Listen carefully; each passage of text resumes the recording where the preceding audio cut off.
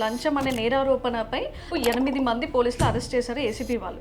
Uniform వేసుకోవడానికి మొదలు ఉన్నటువంటి నేరతత్వం యూనిఫామ్ వేసుకున్న తర్వాత కూడా అదే ఉంటుందండి. పోలీసు ఎదుర్కొనే ప్రాబ్లమ్స్ 3 సోర్సెస్ నుంచి వస్తాయండి.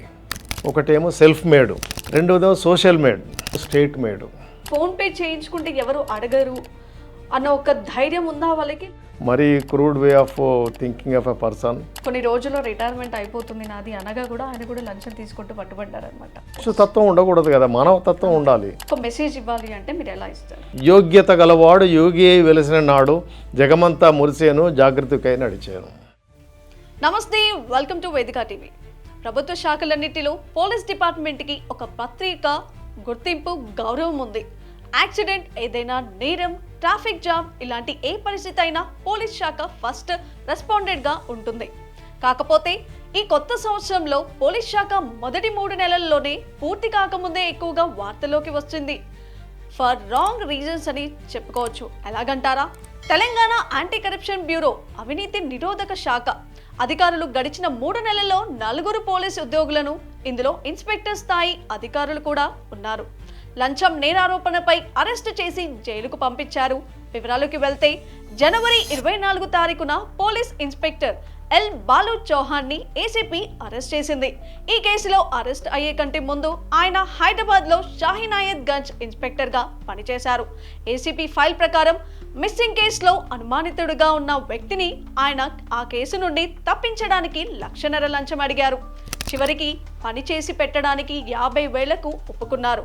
ఈ వివరాలన్నీ ఏసీబీ ఒక పత్రిక ప్రకటనలో చెప్పింది. విధులు నిర్వర్తించేందుకు అవినీతికి పాల్పడిన నేరారోపణపై అతడిని ఏసీపీ అరెస్టు చేసి జైలుకు పంపించారు. So Telangana anti corruption bureau అధికారులు ఈ మొదటి 3 ఏదైతే 2025 సంవత్సరం మొదలైనప్పటి నుంచి దాదాపు ఇప్పుడు మనం మార్చిలో ఉన్నాము, 2 నెలల 15 రోజులే అనుకోవాలి నిజానికి. సో ఈ 3 నెలల్లోపే ఒక 5 కేసులు నమోదయ్యాయి పోలీస్ అధికారులపై. అంటే దాదాపు 8 మందిని అరెస్ట్ చేశారు ఏసీబీ వాళ్ళు. సో దీనిపై మీ స్పందన ఏంటి సార్? అంటే అవినీతి అనేటువంటిది ఒక లిమిటెడ్ స్పాన్లో చూడవలసినటువంటి సబ్జెక్ట్ కాదన్న అభిప్రాయం. ఎందుకంటున్నానంటే ఇది మనకు స్వాతంత్రానికి పూర్వము వేదకాలం నుంచి దాని తర్వాత చూస్తే అర్థశాస్త్రంలో ఏం రాశాడంటే దొంగతనంలో రాజు ఇవ్వకపోయినట్లు, లేదంటే దొంగతనాన్ని పట్టుకోకపోయినట్టు ఏదంటే తన ఖజానా నుంచి బాధితునికి సొమ్ము చెల్లించాలని ఉన్నది. సిస్టమ్స్ అన్నీ ఉన్నాయి వెనకటి నుంచి, మన భారత ప్రాచీన కాలం నుంచి. తర్వాత విదేశీ దండయాత్రలు వచ్చేసినప్పుడు వాళ్ళ మతానికి, వాళ్ళ స్వలాభానికి, దోపిడీ వ్యవస్థకు పోలీసులను యూజ్ చేయడం జరిగింది, ప్రజలను వేధించినారు. సో ఈ రకంగా అన్ని ప్రతి చోట పాలకులే అవినీతికే అనేటువంటి చరిత్ర మనకు కనబడుతుంది. మనకు ఈ విదేశీ దండయాత్రలు వచ్చేసిన తర్వాత మరి బ్రిటిష్ కాలంలో చూస్తే 1902లో పోలీస్ యొక్క టార్చరు, వ్యవహారము, కరప్షన్ ఎక్కువగా ఉందని చెప్పేసి ఒక కమిషనే వేశారు అప్పుడు. ఆ కమిషన్లో రిపోర్ట్ 1902 ఆ కమిషన్లో కూడా వాళ్ళు ఏం చేసినారు, చాలా దండిగా జరుగుతూ ఉంది ఇటువంటి నేరాలు అని.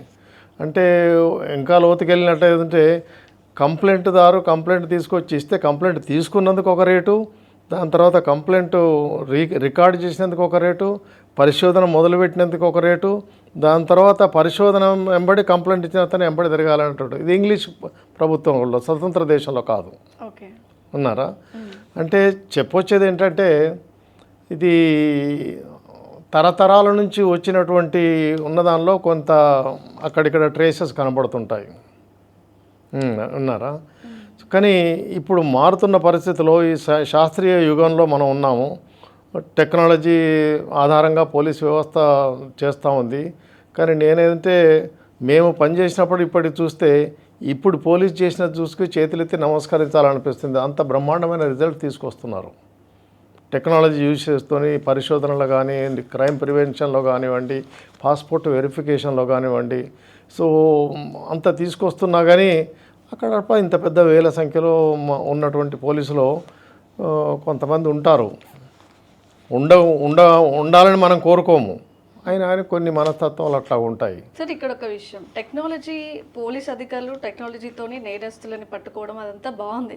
అదే విధంగా వాళ్ళకి అనుకూలంగా ఈక్వల్గా కూడా నేరస్తులు ఎవరైతే నేరాలు చేసే వాళ్ళు ఉన్నారో వాళ్ళ టెక్నాలజీ కూడా అదే ఎత్తుగా కూడా పెరిగిపోతూ ఉన్నాయి. అంటే ఇప్పుడు మనము ఒక కారు ఆటోమొబైల్ రెవల్యూషన్లో ఉన్నాం. ఇప్పుడు మనము ఒక కారు ఒక ప్రధానమంత్రికి వాడతారు, ప్రెసిడెంట్ ఆఫ్ ఇండియాకు వాడతారు, ఒక ముఖ్యమంత్రికి వాడతారు, అందరికీ వాడతారు.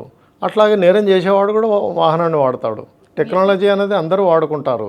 ఎవరి మీద పై చేయి సంపాదిస్తారనేదే పోటీతత్వం అన్నట్టు ఇప్పుడు ఉన్నారా. సో అందుకని ఇప్పుడు మనకు సీనియర్ ఆఫీసర్స్ చాలా పెద్ద మేధావులు, కమిటెడ్ పర్సన్స్ ఉన్నారు. పేర్లు నేను చెప్పడం బాగుండదు, చూస్తున్నాం కదా. సో వాళ్ళ నాయకత్వంలోనే ఈ సమస్యలు ఇవన్నీ వస్తున్నాయి, చేస్తున్నాయి. మనకు భారతదేశంలో ఎక్కడ లేనంత కమాండ్ కంట్రోల్ అనేటువంటిది కట్టారు కదా. మరి అది అడ్వాన్స్మెంట్ కదా. సో ఈ రకంగా చూస్తే 4-8 మంది ఎవరో తప్పుదోవైనటువంటి మెరిటోరియస్ థింకింగ్ లేనటువంటి వ్యక్తులు, వాళ్ళ యొక్క వ్యక్తిత్వాన్ని గుర్తించలేనటువంటి వ్యక్తులు అటువంటి నేరాలకు పాడడం ఎవరు దాన్ని అప్రిషియేట్ చేయరండి. నేను కాదు, సమాజంలో ఏ సభ్యుడైనా అప్రిషియేట్ చేయడు. కానీ ఒకటి ఏంటంటే ఆది నుంచి ఏమిటి, కరప్షన్ను ఎలా నివారించాలనేటువంటిది, తగ్గించాలనేటువంటి ప్రయత్నం తప్ప టోటల్గా ఎవరు కాదని లేదండి. పోలీసులకి ఇప్పుడు లా అండ్ ఆర్డర్గా ఉన్న వాళ్ళు, పోలీస్ వాళ్ళు మాత్రమే, అలాంటి అధికారులపై మాత్రమే ఈ యొక్క లంచం అనే నేరారోపణపై దాదాపు 8 మంది పోలీసులు అరెస్ట్ చేశారు ఏసీపీ వాళ్ళు. దీంట్లో 5 కేసులు మాత్రమే. దాంట్లో ఒక 3 ఎస్ఐలు ఉన్నారు అండ్ సిఐలు ఉన్నారు, 3 కానిస్టేబుల్ కూడా ఉన్నారు. సో దాదాపు మొత్తంగా 8 మంది ఉన్నారు. వీళ్ళు ఒకరు చూసుకుంటే బాలు చౌహాన్ అని చెప్పేసి ఇక్కడ షాహిద్ గంజ్లో ఒక కేసులో మిస్సింగ్ కేసు, అది కూడా ఒక మిస్సింగ్ కేసులో అనుమానితుడిగా ఒక అతన్ని అరెస్ట్ చేశారు. అతన్ని తప్పించడానికి ఎస్ఐ అసలు ఆ లంచం తీసుకునే విధానం, అంటే లంచం కోరాడు అనే దాన్ని ఎలా చూడొచ్చు అంటారు? అసలు సందర్భం ఏదైనా, కేసు ఏదైనా కానీ దాన్ని ఏమంటారంటే, పోలీస్ స్టేషన్ బయట ఉన్న నేరతత్వం పోలీస్ స్టేషన్ లోపలికి వచ్చిన తర్వాత కూడా అదే ఉంటుందండి. యూనిఫామ్ వేసుకోవడానికి మొదలున్నటువంటి నేరతత్వం యూనిఫామ్ వేసుకున్న తర్వాత కూడా అదే ఉంటుందండి. అంటే బేసిక్గా మనిషి లోపల అటువంటి సబ్స్టాండర్డ్ థింకింగ్ అనేటువంటిది రావడం అనేటువంటిది మూల కారణం. విన్నారా? కానీ అంటే ఏమండి, చిన్నది పెద్దది అనేది సమస్య లేదండి. బుద్ధి ఎటువంటిది అనేటువంటిది, విన్నారా? బుద్ధి ఎటువంటిది, ఆలోచన విధానం ఎటువంటిది అనేటువంటిది తప్ప దాంట్లో మనము స్టేక్స్ గురించి ఆలోచించలేము. కరప్షన్ విషయంకి వచ్చేసరికి అంటే బేసిక్గా ఆలోచిస్తే పోలీసు ఎదుర్కొనే ప్రాబ్లమ్స్ 3 సోర్సెస్ నుంచి వస్తాయండి. నేను అర్థం చేసుకున్న దాని ప్రకారం, ఒకటేమో సెల్ఫ్ మేడ్, తనకు తాను సృష్టించుకున్నటువంటిది. రెండోదేమో సోషల్ మేడ్, అంటే హత్యలు, మానభంగాలు, వ్యవహారము ఇదంతా జరుగుతూ ఉంటాయి మన సమాజం లోపల. ఇవన్నీ సమాజం లోంచి పుట్టినవి, సమాజ సభ్యులు చేసేటువంటివి. రెండోదేమో స్టేట్ మేడ్, ప్రభుత్వాలు తయారు చేసినటువంటివి. విన్నారా? ఇక మనం ఉదాహరణల లోతుకు వెళ్తే చాలా కేసులు ఉన్నాయనుకోండి. సో ఆ రకం 3 రకాల సోర్సు. ఇక్కడ పోలీసు ఏంటి జవాబుదారీతనం, సెల్ఫ్ మేడ్ ప్రాబ్లమ్స్కే జవాబుదారీతనం, సోషల్ మేడ్ ప్రాబ్లమ్స్కు ఫలితాలను తొందరగా రాబట్టడం, అటువంటి వ్యవహారాలను నివారించడం అనేటువంటిది. ప్రభుత్వం చేసిన దాన్ని ప్రభుత్వం ఎదుర్కోవాలి, పోలీస్ శాఖ ఎదుర్కోవాలి. Police department is considered as symbolic representative of the government. ఏది అవసరం వచ్చినా మొదలు పోలీస్ శాఖ ద్వారానే వాళ్ళు అమలు చేస్తారు. ఏ ఉద్యమాలైనా ప్రభుత్వాన్ని ఎదుర్కోవాలన్నా చేయాలన్నా కానీ మొదలు పోలీసు అడ్డం వచ్చేసరికి పోలీసు మీదనే అటాక్ చేస్తారు. ఉన్నారా? సో ఈ రకమైన ప్రాబ్లమ్స్కు తర్వాత రెండింటితోనే ఇష్యూస్ ఉంటాయి, వస్తూనే ఉంటాయి, చట్టాలు ఉంటాయి. సెల్ఫ్ మేడ్ ప్రాబ్లమ్స్తోనే చిక్కు వచ్చిందంతా. ఉన్నారా? సో పోలీస్ డిపార్ట్మెంట్ను ఒక శక్తిలాగా చూస్తారు, బలమైన శక్తిలాగా చూస్తారు. కానీ పోలీస్ అధికారి తనకు తాను ఒక వ్యక్తిలాగా భావిస్తున్నాడు నేటి రోజుల్లో. ఈ శక్తి బలగం లోపల నేను ఒక వ్యక్తిని ఆలోచించుకున్న వ్యక్తి అలాంటి పని చేయడండి. మరి శక్తిని మార్చాలా, వ్యక్తిని మార్చాలా? వ్యక్తిని మార్చినట్లేదంటే ఏమవుతుంది, ఆ శక్తి అనేటువంటి రూపం లోపల కలుషితం లేకుండా పోతుంది. వ్యక్తిని మార్చాలంటే ఎవరు మార్చాలి? ఇమీడియట్ సూపర్వైజర్ ఆఫీసర్స్ ఉంటారు కదా, అతని కదలికలు ఎలా ఉన్నాయి ఏమిటి అనేటువంటిది తెలుస్తూ ఉంటుంది కదా. మరి వాళ్ళను పసిగట్టి ఇమ్మీడియట్గా చేయవలసిన బాధ్యత ఇమ్మీడియట్ సూపర్వైజరీ ఆఫీసర్ ఉంటుంది. ఒక ఉద్యోగి అవినీతి ఆరోపణపై అరెస్ట్ రాయితీ ఆ శాఖ లోపల బయట చాలా చర్చించుకుంటారు. ఇలాంటివి మళ్ళీ జరగవద్దని ఉన్నతాధికారులు ఇంటర్నల్గా హెచ్చరిస్తూనే ఉంటారు. కానీ బాబు చౌహాన్ అరెస్ట్ అయిన 4 రోజుల తర్వాత మరో 2 పోలీసు ఉద్యోగులు ఏసీబీకి చిక్కారు. వివరాల్లోకి వెళ్తే ఈసారి అరెస్ట్ అయ్యింది సూర్యాపేట జిల్లాలోని తిరుమలగిరి పోలీస్ స్టేషన్ కు చెందిన సి వుక్యుర్తి సురేష్. అతనితో పాటు కానిస్టేబుల్ నాగరాజ్ కూడా కటకటాల వెనకలు వెళ్లాడు. ఇందులో ఆసక్తికరమైన పాయింట్ ఏంటంటే లంచంతో కొంత సొమ్ము ఎస్ఐ గారు ఏకంగా ఫోన్పే ద్వారా తీసుకున్నారట. ఒక విధంగా ఇది లంచం తీసుకోవడంతో కొత్త పద్ధతి అని పూర్తి విషయం తెలుసుకోవాల్సిందే. ఒక క్రిమినల్ కేసులో నిందితుడిని హెల్ప్ చేయడానికి ఎస్ఐ 3 లక్షలు లంచం అడిగారనేది ఎలిగేషన్. ఏసీపీ రికార్డులను బట్టి ఫోన్పే తరువాత మరో 70,000 నాగరాజు ద్వారా లంచం యాక్సెప్ట్ చేశారని ఏసీపీ అంటుంది. ఈ 70,000 నాగరాజ్ దగ్గర నుండి రికవర్ చేశారు. మరో 30,000 నాగరాజ్ తన ఫోన్పే అకౌంట్కు ట్రాన్స్ఫర్ చేయించుకున్నారట. అరెస్ట్ తర్వాత ప్రొసీజర్లో భాగంగా వాళ్ళను కోర్టులో ప్రవేశపెడితే జ్యుడిషియల్ రిమాండ్ అయ్యి ప్రస్తుతం జైల్లో ఉన్నారు. సూర్యాపేటలో ఒక తిరుమలగిరి పోలీస్ స్టేషన్లో సురేష్ అనే ఎస్ఐ, ఆయనతో పాటు పనిచేసిన కానిస్టేబుల్ కూడా.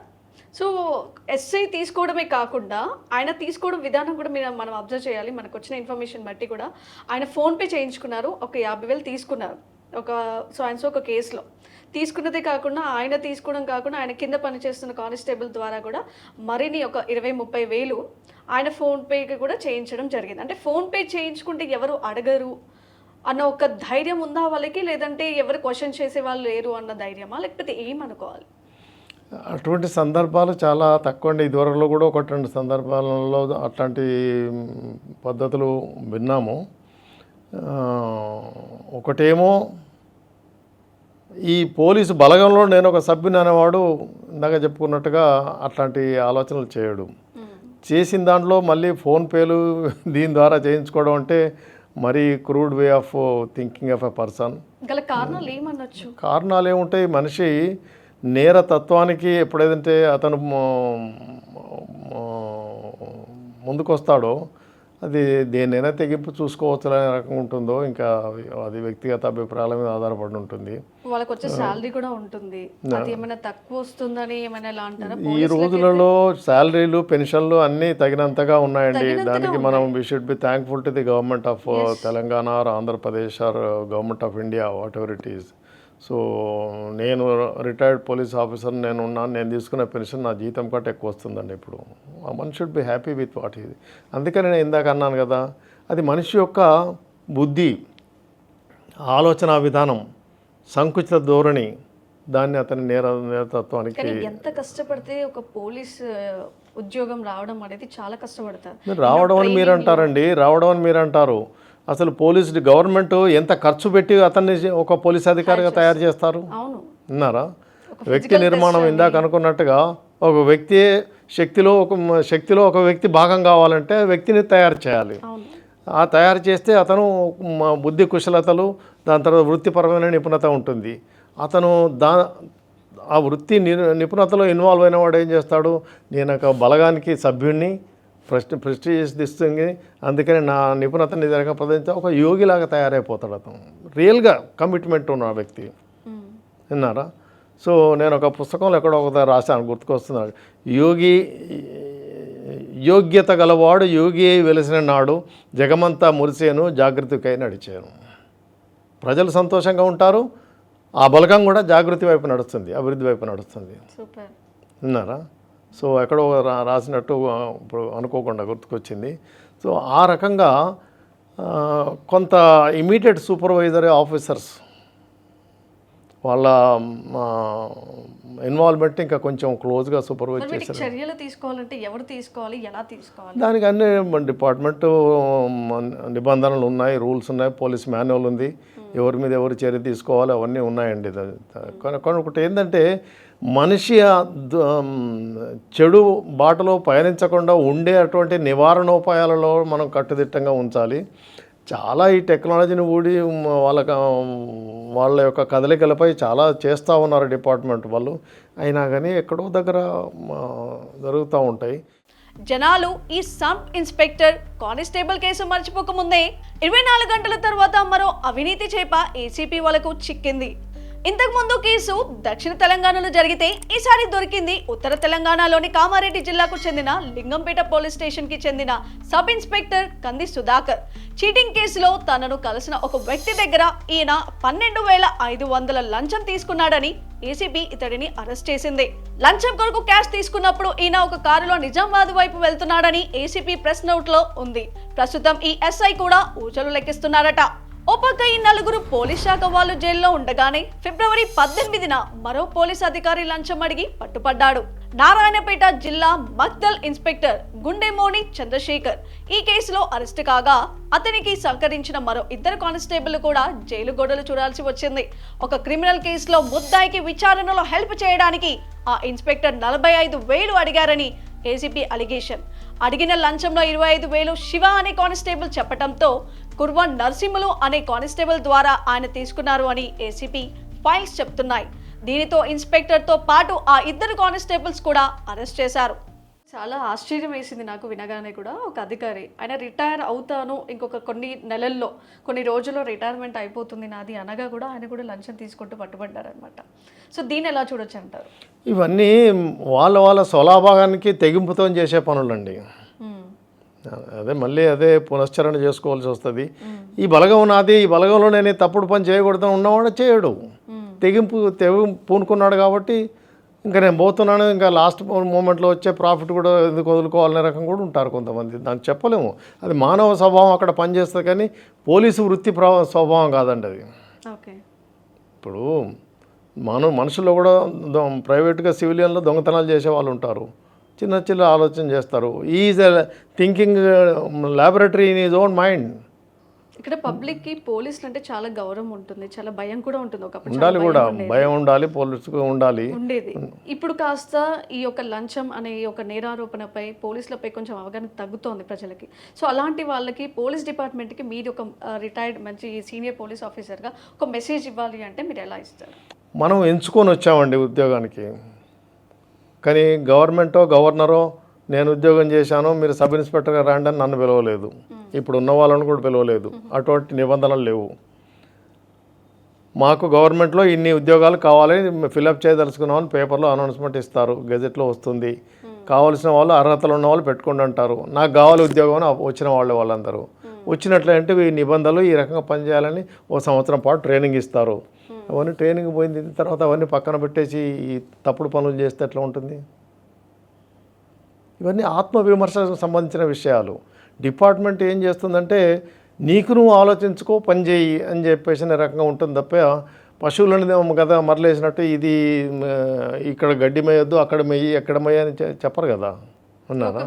పశుతత్వం ఉండకూడదు కదా, మానవతత్వం ఉండాలి, మానవ ఆలోచనలు ఉండాలి. అటువంటి కొంతమందికి ఆవరించి ఉన్నది మరి. సో దాన్ని పోవాలి, దాన్ని తగ్గిస్తూ పోవాలన్నట్టు ఆ రకంగా. అది ఇది ఒక వ్యక్తిగతంగా చేసిన పని అని అంటారు. అయితే అంటే చట్టం మంచి అనేది ఉంది కాబట్టే మనం చెడును విమర్శిస్తున్నాం. ఉన్నారా? చెడు అనేది జరుగుతుంది కాబట్టి మంచిని ఒక ఆదర్శంగా ప్రొజెక్ట్ చేసుకుంటున్నాం. ఉన్నారా? నేను ఎక్కడో రాసినట్టు మంచి చెడుల చిట్టాయే మనం ఎంచుకున్న చట్టం. ఒక సెంటెన్స్లో చెప్పాలంటే చట్టం ఏముందండి, మంచి చెడు ఏది చేయాలి ఏది చేయకూడదు, మంచి చెడుల చిట్టాయే మనం ఎంచుకున్న చట్టం. ప్రజాస్వామ్య పాలన మన వ్యవహారం, దాని వక్రీకరణ మన ఆచారం. కొంతమంది వక్రీకరణ చేస్తున్నారు. ఉన్నారా? సో చదువురాని పేదలకు మనం ఈ చట్టాన్ని చెప్తుంది ఒక పిట్టకథల పుస్తకంలాగా వింటాడు అతను. ఉన్నారా? అంటే మెయిన్కి మళ్ళీ మనం ఇంకా సమాజం లోతులోకి వెళ్తే అవిద్య, అజ్ఞానము, ఉన్నారా, అమాయకత్వం ప్రజల్లో ఇదంతా ఉన్నంత కాలము అతను ఎదిరించలేడు. మనకు ఇప్పుడు 75-78 సంవత్సరాల స్వాతంత్రం చేసిన తర్వాత కూడా ఇంకా కొంతమంది చదువు రాక చేసి కూలీ పనులు చేసుకుని వ్యవహారం దాని మీద బతుకుతున్నారు కదా. మరి సైమల్టేనియస్గా సమాజాన్ని డెవలప్ చేయాలి, పోలీసు వ్యవస్థను దానికి అనుగుణంగా మరల్చాలి, నేర నివారణ చేయాలి. సమాజంలో నేరాలే కాకుండా పోలీసులు ఇటువంటి నేరాలను కూడా నివారణ చేయవలసిన ఆవశ్యకత చాలా ఉంది. కాకపోతే వృత్తి నిపుణత అయితే ఎప్పుడైతే వస్తుందో hard workers are usually honest, industry lifts them about temptation. అంటే నీవు కష్టపడి పనిచేసే అలవాటు ఉన్నట్లేదంటే నువ్వు నీ పనిలోనే నిమగ్నం వింటాడు తప్పితే దీన్ని పక్కదార పెట్టేసి ఎవరిని జేబు కొట్టాలి అని ఆలోచించాలి. అది దాని యొక్క అర్థం అదండి. ఇప్పుడు మనం పొద్దున్న లేస్తే పేపర్ తీస్తే రాజకీయ నాయకుల మీద అవినీతి ఆరోపణలు, వ్యవహారము, ఎంక్వైరీ కమిషన్లు అవన్నీ జరగడం చూస్తూనే ఉన్నాం కదా. మరి మరి మనం విత్ ఒకటి వేస్తే చెట్టు ఒకటి కాస్తుందా? అలా అంటారా? మరి ఇప్పుడు రోల్ మోడల్గా ఉండవలసినటువంటి రాజకీయ నాయకులు రోల్ మోడల్గా ఉన్నారండి. ఆత్మ పరిశీలన చేసుకుంటే అర్థమవుతుంది మనకు. ఉన్నారా? సో మేము పనిచేసిన రోజులలో ఒక ఎస్పీని, డిఐజీని చూడాలంటే ఇన్స్పెక్షన్కి వచ్చినప్పుడు ఎప్పుడో చూడాల్సి వచ్చేది. అట్లాగే ఒక మంత్రిని చూడాలంటే వాళ్ళు ఏదో ఆ సందర్భంలో ఏదో ఉన్న అట్లాంటి పరిస్థితిలో ఉండేది. ఇప్పుడు వాళ్ళే పోయి ఊర్లెంబడి తిరిగి బతిలాడుకోవడం చేయడం, మళ్ళీ దాని తర్వాత అధికారం వచ్చిన తర్వాత ప్రవర్తనలు మార్చుకోవడం ఎన్నో రకాలుగా ఉంటున్నాయి. ఇంకా దానిలో లోతులోకి వెళ్ళి మనం మాట్లాడడం బాగుండదు. ఉన్నారా? సో అది న్యూస్ పేపరే చెప్తున్నది, నేను చెప్పే అవసరం లేదు. ప్రతిదినం దినపత్రిక చూస్తే చెప్తుంది. ఇన్ని అరెస్టులు జరుగుతుండగానే రిటైర్మెంట్కి దగ్గరలో ఉన్న జగిత్యాల జిల్లా కోరుట్ల 3వ పోలీస్ స్టేషన్కి చెందిన sub inspector Rupavath Shankar March 5వ తారీఖున ఏసీపీ అధికారులకు చిక్కారు. ఒక కేసులో 5,000 లంచం తీసుకొని జైల్లో ఊజలు లెక్కిస్తున్నారు. ఈయన లంచం అడిగింది గేమింగ్ యాక్ట్ కింద రిజిస్టర్ అయిన ఒక కేసులో. ఒక డబ్బుకి కకృతి పడి ఒక పోలీస్ అధికారులు ఇలాంటి వాటికి పాల్పడడం ఎంతవరకు కరెక్ట్? అది గర్హనీయమైన విషయమే. ఎవరు చెప్పాను కదా నేను ఇందాకనే, ఎవరు దాన్ని సమర్థించరు, ఒప్పుకోరు. అది చట్టం ఒప్పదు, సమాజం ఒప్పదు, మన వ్యక్తిత్వ విలువలు కూడా ఒప్పుకోవు. సో వ్యక్తిగతంగా వాళ్ళు మారితేనే వాళ్ళను మార్చాలన్నట్టు, అంతే. లేకపోయినట్టే తొలగించాలి. కానీ ఆ భయం మాత్రం ఎవరిలో కనిపించట్లేదు సార్. 2 నెలల్లోనే 3 నెలల్లోపే దాదాపు 8 మంది. ఇప్పుడు మనం డాక్టర్ దగ్గరికి వెళ్తామండి, ఒక వ్యక్తి క్యాన్సర్ ఇది కణితి వచ్చేసింది అని అంటాడు. దాన్ని మందు ద్వారా చేయగలుగుతామా, కెమోథెరపీ ద్వారా చేయగలుగుతామా, లేకపోతే ఇంకే రకంగా చేయగలుగుతామా ఆలోచిస్తాడు. డాక్టర్ చెప్తాడు, లేదండి ఇది దేనివల్ల సాధ్యపడదండి, ఈ కంతిని మనం ఆపరేషన్ చేసి సర్జరీ ద్వారా తొలగించాల్సిందే అని అంటాడు.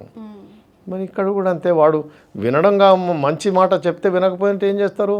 డిపార్ట్మెంట్ ఆర్మీలు అట్లాగే చేస్తారండి, అక్కడ ఇమ్మీడియట్ తొలగించేస్తారు. ఇక్కడ ఏంటంటే సివిలియన్ అవుట్లుక్ కాబట్టి చట్టాలు అట్లా చేసుకున్నారు కాబట్టి దాన్ని అతనికి ఓపిక పెట్టి చేసేస్తున్నారు. అసలు suspension, transfer is not a punishment అండి. మనిషి లోపల మానవ సహజమైనటువంటి ఆత్మవిమర్శన అనేటువంటి వాతావరణం సృష్టించినంత వరకు నేరాలు జరుగుతూనే ఉంటాయండి. అది outside the department or within the department. ఇప్పటి వరకు చాలామంది ఉద్యోగాలు ఉన్నాయి, గౌరవప్రదంగా ఉంది, జీతాలు ఎక్కువ వస్తున్నాయి, టెక్నాలజీ ఉంది, దీంతో మనం ఈ రకంగా సేవ చేయగలుగుతున్న సంతోషంలో ఉన్నారు కాబట్టి ఈ రకమైన కేసులు తగ్గిపోయినాయి. మీరు ఇప్పుడు చిన్న స్పాన్లో 8 మంది అని అన్నారు కానీ, సో అది పొద్దున్న లేస్తే వాళ్ళు ఆ టెక్నాలజీకి అంకితం అయిపోయి ఉన్నారు, కంప్యూటర్ ముందట చేస్తూ ఉన్నారు. అందుకని నేను అన్నది కదండి, hard workers are usually honest, industry lift them about temptation. వాడికి వేరే ఆలోచించే అవకాశం ఉండదు. ప్రొఫెషనలిజం ఎప్పుడైతే వస్తుందో, సైన్స్ మనల్ని ప్రొఫెషనలిజం వైపు నెట్టేసింది, మనం ఆ ప్రొఫెషనల్ దానిలో మునుగుతున్నాం. ఎవడైతే దాన్ని వంట పట్టించుకోలేదో ఈ తప్పుడు దారులు వ్యవహారం చేస్తున్నాడు. సో చెప్పే కాడికి చెప్తారు డిపార్ట్మెంట్ వాళ్ళు, లేకపోతే వాళ్ళని తీసేస్తారు. తీసేసిన సంఘటనలు చాలా ఉన్నాయి. నేను సర్వీస్లో ఉన్నప్పుడు కూడా కొంతమంది డిస్మిస్ చేశారు, తర్వాత కూడా అవుతున్నారు, అంత మొదలు కూడా అయ్యారు. ఇదంటే ఏజ్ ఓల్డ్ ప్రాబ్లం, 100 సంవత్సరాల నుంచి వచ్చినటువంటి ప్రాబ్లం కాబట్టి అది మనిషి లోపల ఒకసారి తీసేయాలంటే కష్టం, భిన్నమైన స్వభావాలు. సో మనిషికి ఇండివిజువల్ థింకింగ్ అనేటువంటిది ఎన్ని రకాలుగా ఉంటుందని అనుకుంటున్నారు? ఎంతమంది మనుషులు ఉన్నారో అన్ని రకాల స్వభావాలు ఉంటాయండి. నా ఆలోచన ప్రకారం వీళ్ళందరూ కలిసి ఒక ఆలోచనలో ఆలోచిస్తారు ఉంటారు అనేటువంటి చెప్పలేమండి. అనుకూలంగా ఉన్నంతకాలం అతను కలిసి ఉంటాడు, తర్వాత విడిపోతాడు. ఆ రకంగానే ఉంటారు తప్ప వేరే. ఇందాక చెప్పాను కదా, ఒక మనిషి యూనిఫామ్ లేనప్పుడు ఏదైతే ఆలోచిస్తాడో యూనిఫామ్ వేసుకున్న తర్వాత కూడా అదే ఆలోచిస్తాడు. పోలీస్ స్టేషన్ బయట ఏదైతే ఆలోచిస్తాడో పోలీస్ స్టేషన్ లోపలికి వచ్చాక కూడా అదే ఆలోచిస్తాడు. నువ్వు బయట ఉన్నా లోపల ఉన్న అదే ఆలోచన ఉన్నప్పుడు ఒకటే ఏంటంటే ఇమీడియట్ సూపర్వైజర్ ఆఫీసర్ దాన్ని అతని పసిగట్టాలి. పసిగట్టి ఇమీడియట్గా అతని మీద చర్యలు తీసుకుంటే బాగా ఉంటుంది, ఎఫెక్టివ్గా ఉంటుంది. అది సమంజసం అని నేను అనుకుంటాను. నేను ఇలా 3 నెలల్లోనే 8 మంది పోలీస్ శాఖ ఉద్యోగులు అవినీతి ఆరోపణలపై అరెస్టు అవ్వడం సంచలనం రేకెత్తిస్తోంది. రాష్ట్ర ప్రభుత్వ ఉద్యోగులు ఎవరైనా, డిపార్ట్మెంట్ ఏదైనా కావచ్చు, మిమ్మల్ని లంచం అడిగితే 1064 అనే టోల్ ఫ్రీ నంబర్కి ఫోన్ చేయండి. మీకు మళ్ళీ చెప్తున్నాను, నోట్ చేసుకోండి. 1064 ఈ నంబర్కి ఫోన్ చేసి లంచం అడిగితే రాష్ట్ర ప్రభుత్వ ఉద్యోగులు, పెద్ద ఆఫీసర్లైనా సరే కంప్లైంట్ చేయండి. మీకు యాంటీ కరప్షన్ బ్యూరో అధికారులు సహాయం చేస్తారు. మీ అభిప్రాయం కింద కమెంట్ రూపంలో తెలియచేయండి.